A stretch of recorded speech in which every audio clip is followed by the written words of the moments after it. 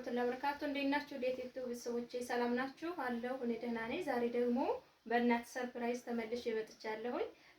ይሄን እቃ ለእናቷ ነው ያዘዘችኝ። ወደ ደሴ ድረስ ልከውና ሰው ተቀብሎ ሌላ ሀገር ወረባቦ ነው ምናምን ይሄዳል።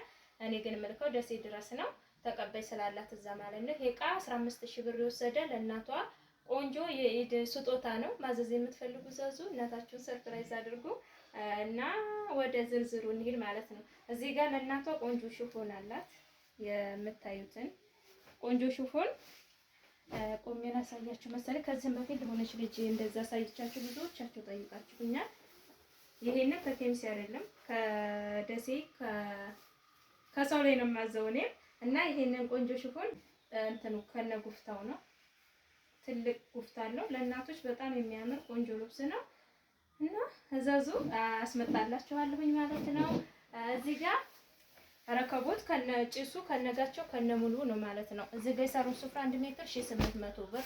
እዚህ ጋር የወሎ አስመራ ጣን ተመጣጥሎ በጣም አሪፍ ተደርጎ በቤትም እንጠቀመዋለን እና ቆንጆ ጣን አላት። አቁሙ ታዩት ቀረብ አድርገህ አሳያቸው። አሪፍ ተደርጎ ከተለያየ ነገር ቀመሞ ነው የሚሰራው። ዋጋ 1 ኪሎ ነው 1200 ብር። እዚህ ጋር ጋቻ አለ በሚያምር ዲዛይን የተሰራ ቆንጆ ጋቻ ዋጋ 450 ብር እና ጥበብ ሲኒ ከነረከቦቱ ነው። ጥበብ ሲኒ በምታዩት 1650። ረከቦቷ ደግሞ የተለመደው ንቅሳት ረከቦት ነው። ዋጋ 3900 ብር።